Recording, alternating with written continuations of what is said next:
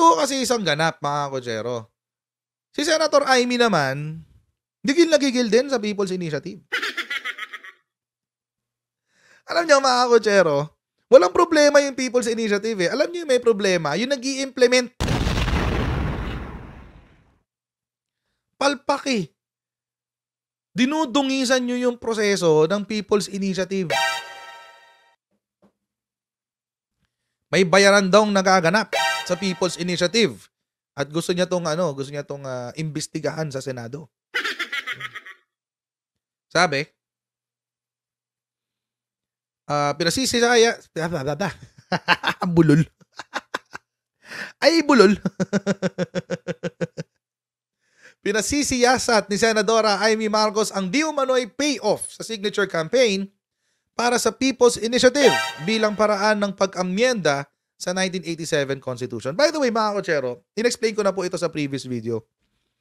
Yung amendments na ginagawa sa 1987 Constitution, hindi ho yan makukuha. Yung gusto nilang gawing amendment sa 1987 Constitution, hindi nila makukuha through People's Initiative. Hindi nila makukuha through People's Initiative. Bakit? Kasi may Supreme Court decision na nagsasabi na ang People's Initiative ay hindi mo pwedeng gawin para mag-revise ng Constitution or mag-amend ng Constitution that basically changes its principle. Ano ho ba yung gusto nilang baguhin? Balikan uli natin yung pinapapirma. Ito kasi yung pinapapirma nila. Ayan. We are aware that this petition shall be filed with the Commission on Elections for the proposal to amend Article 17, Section 11 of the 1987 Constitution. Okay. Through People's Initiative. The amendment, actually hindi nga to amendment revision ang gusto nilang gawin. To Article 17, Section 11 of the 1987 Constitution shall be as follows. Article 17. Ito yung Article 17, mga kotsero. Tungkol ho yan sa amendments and revisions. According to Section 1, any amendment to or revision of, take note ha, ang language po ng ating Constitution, very specific. Magkaiba ang amendment sa revision. Amendment to or revision of. So, very specific po siya. Pag ganyan po, mga kotsero, hindi ibig sabihin na pareho sila. Iba po ang amendment, iba po ang revision. Bago natin ipagpatuloy ang ating mga pinag-uusapan ngayon, mga kotsero, as usual, ay mag-shoutout muna tayo sa mga ibigan natin sa Sendwave. Yan. So, kayo po ay nasa US, UK, Canada, Italy, France, Spain, Ireland, and Belgium. Ay pwede na po ay magpadala ng inyong mga remittances sa Pilipinas gamit po ang Sendwave. Ang gagawin nyo lang ay download ang Sendwave app at gawa kayo ng account. Ilagay nyo ba account details nyo dyan at pwede na ay magpadala sa GCash, Cash Pickup at iba't ibang mga pawn shop. Yun nga, Cash Pickup pala yun. At iba't ibang mga bangko sa Pilipinas. At kapag ginamit nyo rin na yung promo code na Coach Jarrett, ayan sa taas sa inyo pong unang padala ay makakuha kayo ng karagdagan $20 free credit. Kaya mga kotsero, gamitin na mo si Sendwave for all of your remittance needs. Okay. Ang revision po, mga kotsero, ay kapag babaguhin mo ang buong Constitution or magbabago ka ng mga provision nito na magpapalit sa buong prinsipyo ng isang parte ng Constitution. For example, pag tinanggal mo yung provision ng separation of powers, o di mag-iiba na ang ating Constitution. Principle yun. Yan. Or kapag tinanggal mo yung 60-40 protectionist provisions ng ating Constitution, it will require a revision. Kasi pinapaltan mo yung prinsipyo ng ating Constitution. Ang amendment po, mga kotsero, ito po kapag hindi mo babaguhin yung prinsipyo, same lang yung prinsipyo. Wala kang babaguhin. Papaltan mo lang yung wordings or grammar or whatever. O pwede na yung amendment. Ito po yung pwedeng i-People's Initiative. Ito ho yun. Ito hindi. Okay. Ngayon, ito ho yung gusto nilang mangyari sa pinapapirmahan nila. Gusto nilang baguhin yung Article 17, Section 1, Item 1, Section 1.1. Kasi ho, sa current na Constitution, hanggang dito lang yan. Hanggang dito lang yan sa kama na to. Ganyan lang yan. The Congress, upon a vote of 3/4 of all its members, doon ka lang pwede mag-amend or revise ng Constitution. Yun. Kapag ang Kongreso ay bumoto ng 3/4 ng lahat ng miyembro. Pero mga kotsero, hindi yung nakasulat dito, pero ang prinsipyo po nito ay voting separately. Ibig sabihin, magkahiwalay ang lower house, magkahiwalay ang Senate, 3/4 ng lower house, 3/4 ng upper house, which is the Senate. Yun po ang prinsipyo dyan. Bakit? Kasi mga kotsero, kapag pinagsama mo yung dalawa, ilan lang naman ang Senate? 24. Ilan ang Senate, ang Congress, ang lower house? 300 plus. Aanhin mo pa yung boto ng Senate kapag ganun. Di ba? Walang kwenta na yon. Walang kwenta na yon. So, ano yung revision na gusto nilang gawin? Take note I'm using a more accurate description dito sa gusto nilang mangyari. Ang gusto nilang gawin ay revision ng Article 17. Dadagdag nila to, itong all caps na yan. Ayan. So, the Congress, pwede ka lang mag-amend o mag-revise ng Constitution kung merong vote of 3/4 of all of its members voting jointly. Pagsasamahin yung lower house at upper house. When? Kailan siya pagsasamahin? At the call of the Senate President or the Speaker of the House of Representatives.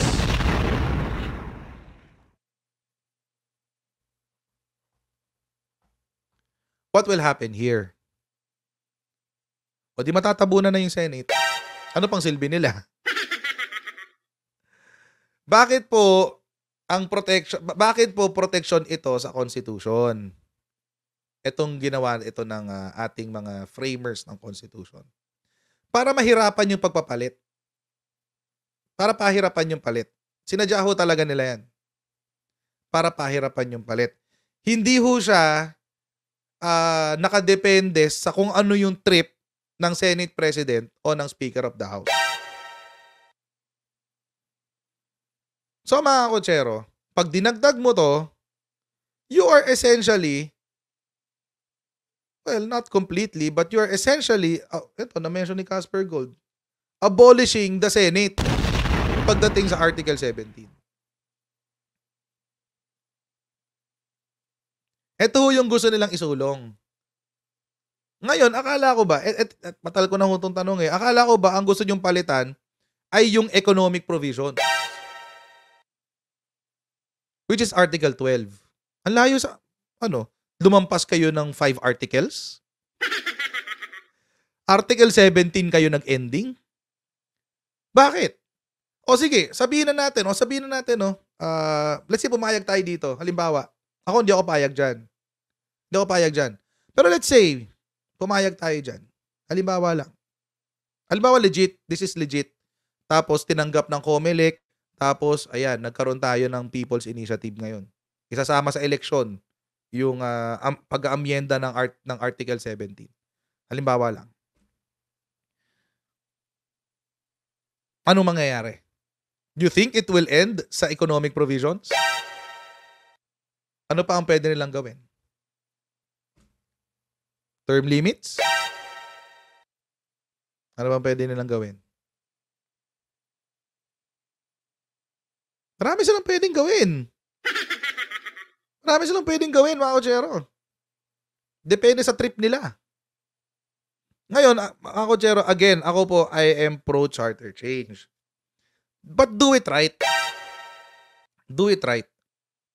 Wag yung balahurain yung constitution natin.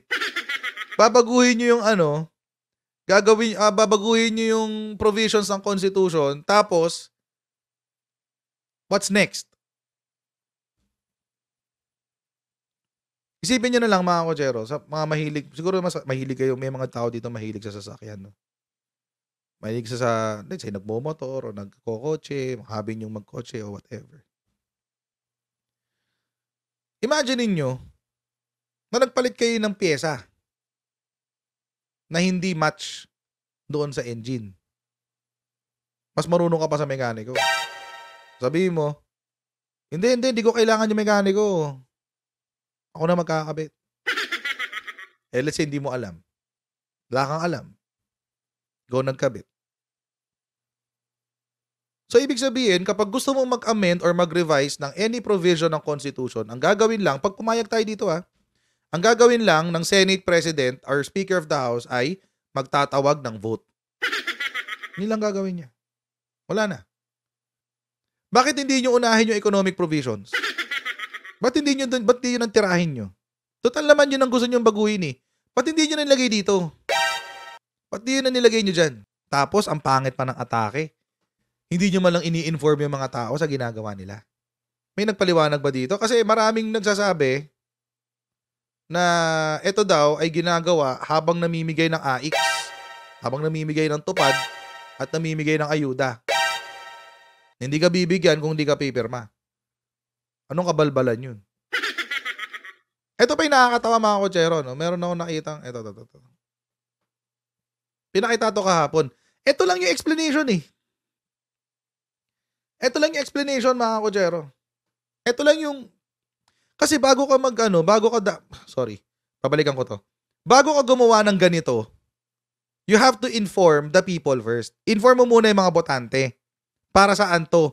Ano ito? Ano magiging epekto nito? Hindi pwedeng pupunta ka lang sa kanila dahil dumapit sa iyo yung mga tao, pipirma, kukuha ng ayuda, o bago ka makakuha ng ayuda, pumirma ka muna dito. Hindi pwedeng ganun. That's unconstitutional. Kasi hindi na siya people's initiative. Person na lang. Person's initiative. Ganon. Puntahan ngayon natin yung ito lang yung information and education material nila. Yung commercial na nilabas kagabi. Which is not explaining kung ano yung pinapapirma nila. Bakit? Panoorin nyo kung bakit. Pangako nila pagsulong. Pero sa pagbuo ng 1987 Constitution, na-EDSA puwera tayo. Sa 1987 Constitution, natigil ang asenso natin. Magandang edukasyon daw para sa lahat. Pero pangako nanigas. Ang pagpasok ng edukasyong de kalidad, EDSA puwera. Masaganang agrikultura daw para sa lahat. Ngunit pangako, napako ang pinayaman ng konstitusyon, mamamagyaw at negosyante. Ang magsasaka, EDSA puwera. Malusog na ekonomiya daw para sa lahat. Pero pangako, nahinto. Monopolya ang naghari. Land ownership ng foreign investors, EDSA puwera. Panahon na para gumalaw. Panahon na para ayusin. Itama ang hindi patas ng 1987 Constitution. Gawing saligang patas, ang saligang batas. Yan. Ngayon mga kotsero, the immediate allegation is House of Representatives daw ang gumawa. Kaso nakasulat dito kung sino nagbayad eh. Ayan o. This is a paid advertisement by Gana Atienza Avisado Law Offices. May address pa o yan. Ngayon, connected ba sa House of Representatives to? Hindi natin alam. Hindi ko alam. Hindi ko alam kung anong connection niya sa House. Kaso nga lang, kung walang connection to sa House, paano na? Tapos, kapag pinuntahan niyo yung website, kung saan naka-store yung mga, si DPRS1 channel, dito ko siya nakita eh. Puro commercial to eh. Ayan o, makikita nyo yung kung sino yung nagbayad. Ayan o, nakasulat. Yung kay yung doon sa commercial na yon, ito yung lumabas. Ayan.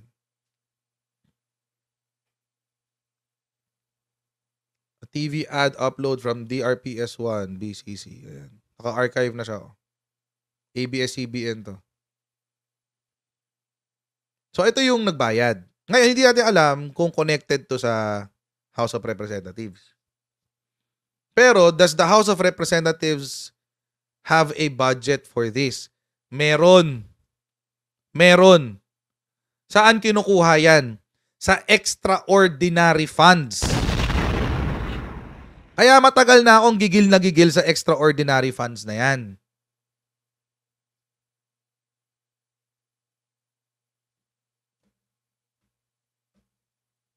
Kasama to dun eh.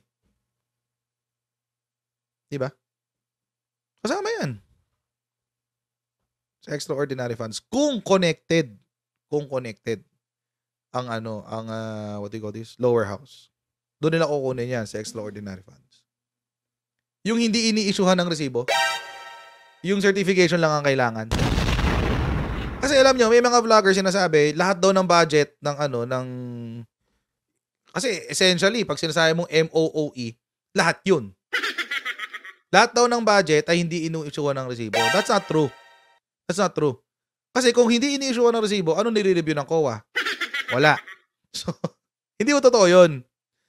Pero meron nung mga items na hindi na kailangan ng resibo. In-itemize din ho yun ng COA. Sinabi ho yun ng COA. Kasama po dun sa items na yun, mga kotsero, ay extraordinary funds. Kung saan, gumastos ang House of Representatives ng 4.9 billion pesos noong 2022. Tapos sasabihin, yun, wala talagang walang resibo yun. Certification lang ibibigay mo dun. Yung extraordinary funds. Hindi ka pwede magsabi na blanket, buong House of Representatives walang resibo. Hindi, it's impossible. It's impossible. But, merong mga sinasabi, si COA, na hindi mo kailangan ng resibo. Kasama doon ang extraordinary funds. I don't have time para magpaakyat. Sorry, marami akong topics. Sorry. Thank you, Rosemary Munoz, ha. Thank you sa super chat. Pasensya na, Casper Gold, ha, kasi may dalawa pa akong topic after nito. Marami akong topic. Pasensya na. So, yun. Next time. Or kapag, yun. No, Christina, you're wrong. I can say this with certainty na hindi mo kailangan ng resibo sa extraordinary funds. I can say that with certainty. It's not for your eyes only. It's not like confidential funds. Ang confidential funds, mas mahigpit ang requirement niyan for receipts. Pero ang extraordinary funds, hindi. Maluwag yan. Maluwag yan. Hindi yan, walang resibo dyan. Certification lang ang kailangan dyan sa extraordinary funds. Consider it, well, it's not pork barrel, pero, kasi, technically hindi siya pork barrel, kasi, naka-itemize kung saan mo lang siya pwedeng gamitin. At isa dun sa mga bagay na pwede mo siyang gamitin, ay ito, mga information, education, and promotional materials ng House of Representatives. Yun. So, who paid for this? Ang sabi, this is paid by a law office. Sabi, ito raw. Gana A. Avisado L. Law Offices. Sila raw ang nagbayad.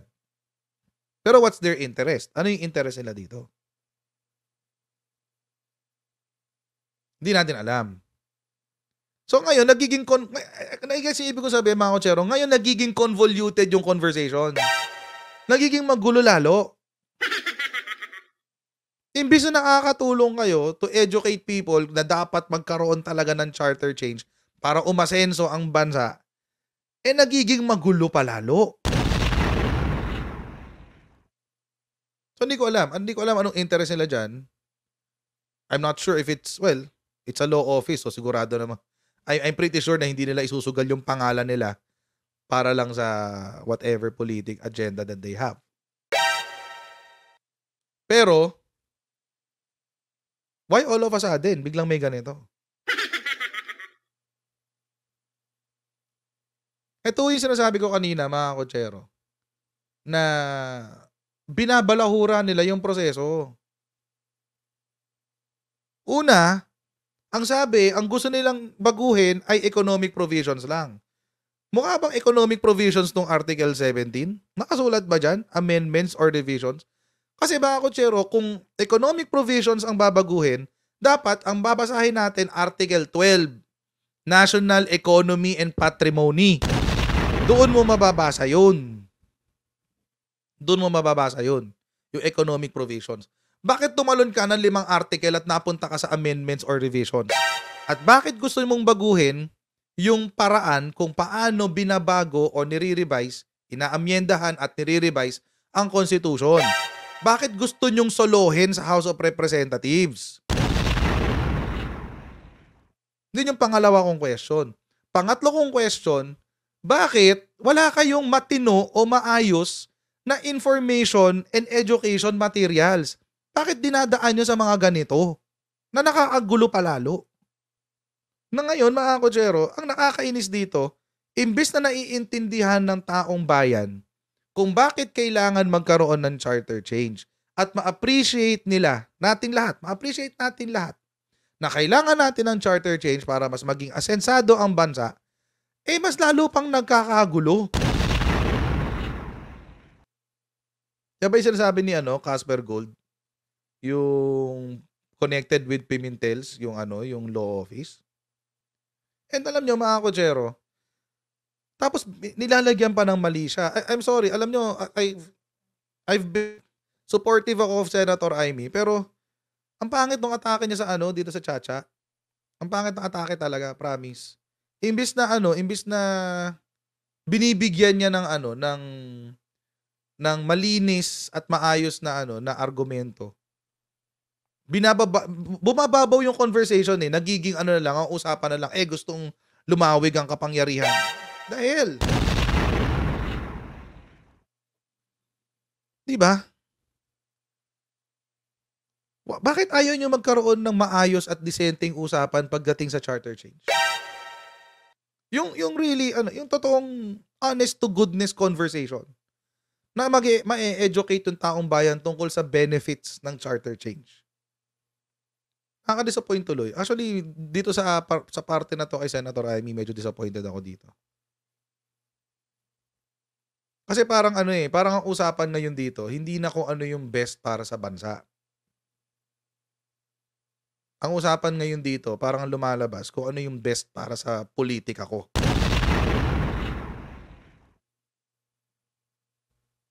Tulad niya, yung ginawa ng House of Representatives, it's very obvious kung ano yung kabalbalan na pinagagawa nila dyan.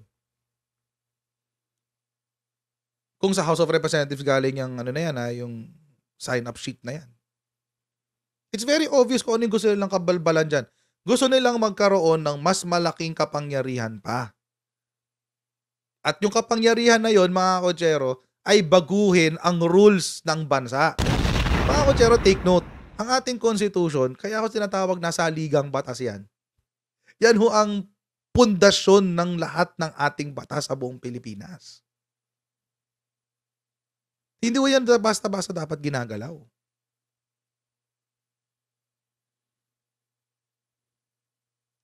Tapos, ang gusto ng House of Representatives, ay hindi, ang gusto namin ganito. Congress na lang, para damay din pati si Senate. Hindi, ang gusto namin ganito. Gusto namin magkaroon ng kapangyarihan na kapag kami ay nagtawag ng pag-aamyenda at pagre-revise ng Constitution, anytime pwede namin gawin.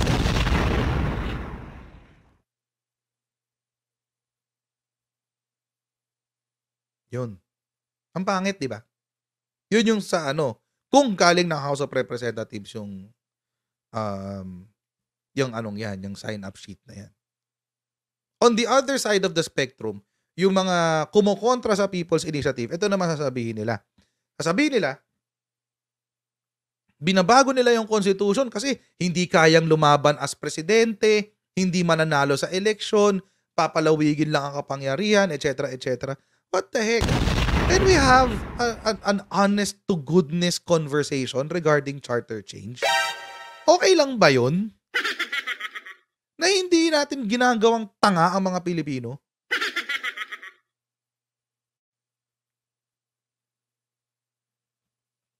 Gigil Sorry na. Pero nanggigigil, pag-usapin talagang ganito, naggigigil ako Kasi ito yung mga panahon, ito yung examples ng panahon, or ito yung example ng isang panahon kung saan ginagawa tayong tanga ng mga tao na hinalal natin. Sayang tuloy. Dahil inuuna kasi yung mga puli-politika nila. Sayang tuloy. Ang tagal na natin tinutulak tong charter change. Marami nang may gustong magpalit ng constitution. In fact, 41% ng Pilipino gusto nang baguhin ang constitution. 41 or 45? I think it's around 41. 41% gusto nang palitan ng ating constitution, i-update. Tapos, may mga politiko na ito yung sasabihin ng isang politiko, guguluhin yung conversation, tapos hindi na uli mapag-uusapan. Ginagawa tayong tanga nitong mga to eh. Ginagawa tayong tanga eh. Doon ako naiinis actually. Yung ginagawa tayong tanga. Na parang as if yung mga taong naghalal sa kanila eh, hindi naiintindihan kung ano yung nangyayari sa Pilipinas. And all of this, mga kutsero, lahat na to, ang motibo lang nito ay yung mga politika nila. Yun lang. It's very obvious. Kitang-kita naman eh. Wala ka nga makampihan dito eh. Hindi mo makampihan si House of Representatives dahil dun sa sign-up sheet. Hindi mo makampihan yung mga kontra sa charter change kasi yung argumento nila ang babaw.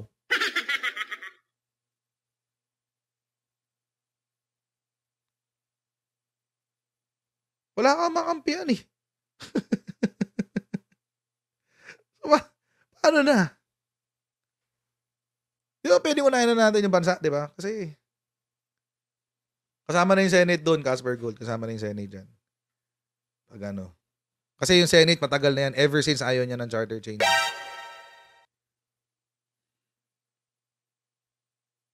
Yan pa, isa pa yan. Bakit tahimik lang si Robin Padilla? Di ba chairman siya ng constitutional amendments? Exactly. Nagsalita siya kanina. Ang sabi niya, pabor daw siya doon sa People's Initiative. Pero wag daw lagyan ng politika. Sana mas naging total naman, you're the bad boy of Philippine cinema. Kilalang kilala ka sa tapang, di ba? Sana medyo mas naging mas may dating pa yung comment natin diyan, Senator Robin Padilla. Wala eh, walang dating yung message ni Senator Robin eh.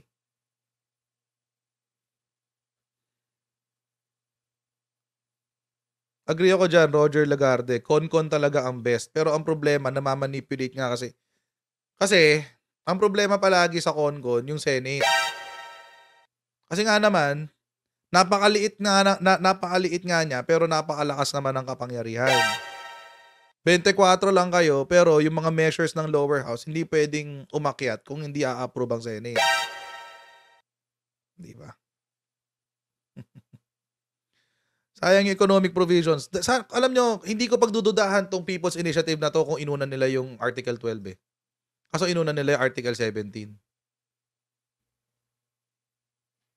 Ang inuna talaga nila yung pamamaraan kung paano aamyendahan ng Constitution. Ba't hindi nyo na lang sundan kasi yung nakaprescribe na sa Constitution? 3 lang yan. Konkon, Konas, or People's Initiative.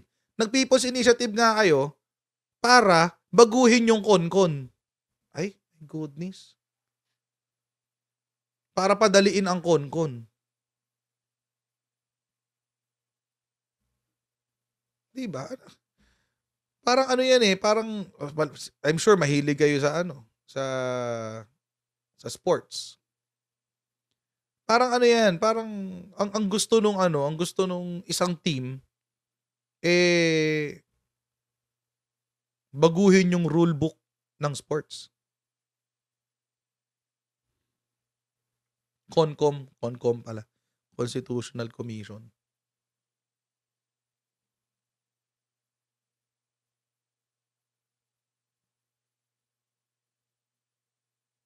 Diba? Ang weird. Buti sana nga kung hindi ko questionin to kung Article 12 agad yun nandito nakasulat eh. Kaso hindi eh. Article 17 yun nakasulat. Bakit Article 17 ang babaguhin yun? Hindi Article 12. Kaya pala siya Constitutional Convention. Anyway. Tapos Constitutional Assembly. Ay naku. Ang akin lang mga kotsero, do it properly. Do it properly. Kasi ano eh, ang pangit kasi nung ano, ang pangit nung laging ginagawa na ang argumento palagi eh, "Hindi, gusto lang palawigin ang termino, et cetera, what have you." Lipas na yan, tama na. Tama na. Kailan pa? Kailan? Hanggang kailan tayo mag-iintay? Gandahan niyo naman yung argumento niyo, lipas na yung argumento niyo na gusto lang palawigin ang kapangyarihan. Diyos ko naman, bata pa lang ako, yan yung sinasabi niyo. Bata pa lang ako, yan ang sinasabi niyo. Elementary pa lang ako, yan ang sinasabi nila. Papalawigin lang ang kapangyarihan, et cetera. Hanggang ngayon, naka-graduate na ako, nakapag-masters na ako, naglo-law school na ako. Ganun pa rin ang sinasabi na, papalawigin lang ang kapangyarihan. Ibahin niyo naman ang argumento niyo, nakakasawa na. Ba naman? Kasi yung ano, yung mga pro-charter change, nag-e-evolve na yung ano nila eh, yung tawag dito, yung argumento eh. Hindi na nga sinasama yung term limits eh. Sinasama na lang yung ano, yung ano, sa economic provisions.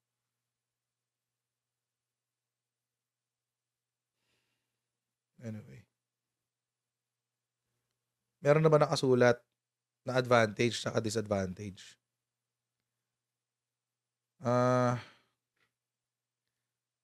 Sa CONCON kasi, i-elect mo yan eh. I-elect mo yung mga magpa-participate sa CONCON. Parang ganyan yung nangyari nung panahon ng 1987 Constitution. Although hindi elected yun, pinili yun. Pinili ni ano yun eh, piling grupo yun eh, yung sa first ano, yung sa Constitutional Convention ng 1987. Hindi elected yun. CONAS naman itong halo. Ang problema mo diyan yun nga, dahil politiko eh, what can you expect from ano? What can you expect from politicians? 'Di ba? Family business ang politika. What do you expect from them? Syempre hindi nila sasabotahin yung sarili nila. Yun ang problema mo sa CONAS. Ang gusto ng Senate, CONAS.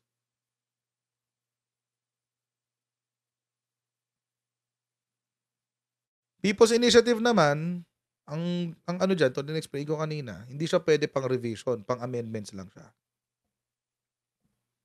So, yun ang limitation mo diyan. Best talaga CONCON. Best talaga yun. Yun talaga ang pinakamaganda. CONCON talaga. Pero syempre, sa CONCON, walang control ang Congress. Wala silang control. Pag wala silang control, mawawalan sila ng kapangyarihan. Baka mamaya bagu-baguhin lang yung provisions ng Constitution laban sa Congress, laban sa interes ng mga politiko. Yon. Kaya ayaw na ng CONCON. Pero marami nang nag-push for CONCON. In fairness marami nang nag-push for CONCON. Ayaw lang ng Congress. Kaya ang tagal. Diyos ko. Ang taon na yan. Hindi wala pa rin pagbabago. Panahon pa lang ni Ramos, may ganyan na. Nakakailan ng ganyan. Ramos, ERAP, GMA, meron na. Oh. Digong, meron din. Federalism. Ano nangyari? Wala rin. Bakit? Kinontra eh. Kinontra ng Senate eh.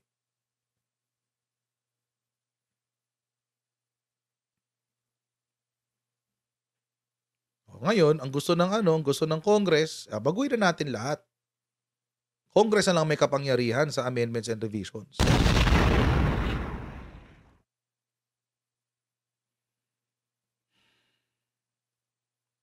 Focus tayo, focus. Nawawala sa focus yung mga yung mga tawag dito. Nawawala sa focus yung mga politiko eh.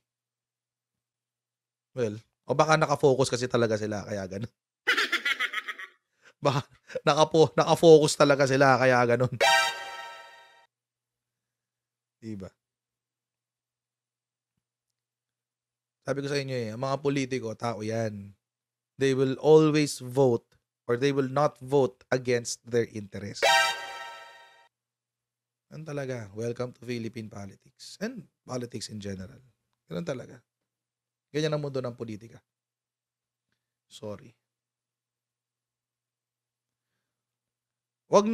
Sabi ni Raiden Shogun, baka raw ikudeta ang HOR at ang Senate. Wag na tayo umabot sa ganun. Alam na natin nangyari nung 1987, 1986. Wala nangyayari na maganda pag kudeta eh. Wala nangyayaring maganda. Kudetas don't work. Kailan nagkaroon ng kudeta na naging successful? 1986 lang naman eh. Kasi naging sponsored ng Amerika yun eh. Oh. Yun lang naman eh, ang kudeta na nag-work. After nung 1986 at na-install na si Cory Aquino, nakailang kudeta na. Wala nangyayari, di ba? Yun. How can we mandate our lawyers to change the provision on economy of our... Hindi eh, we cannot mandate anyone. Kasi hindi siya kasama doon sa constitutional provisions ng Article 17. Hindi siya kasama doon. So wala. We cannot mandate anyone. People can start, mga NGO. Yan ang mga maganda mag-start eh. Mga NGO,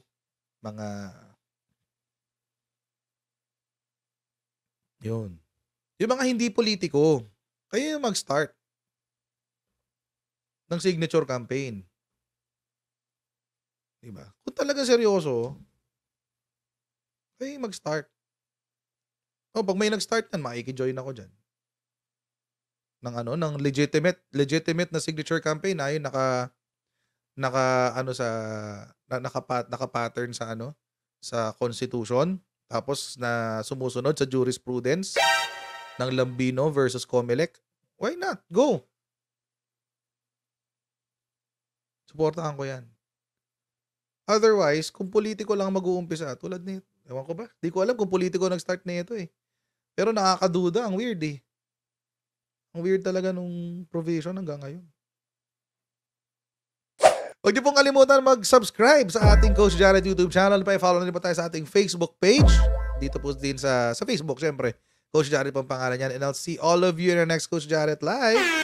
Alright, God bless you and see you next time, guys. Bye.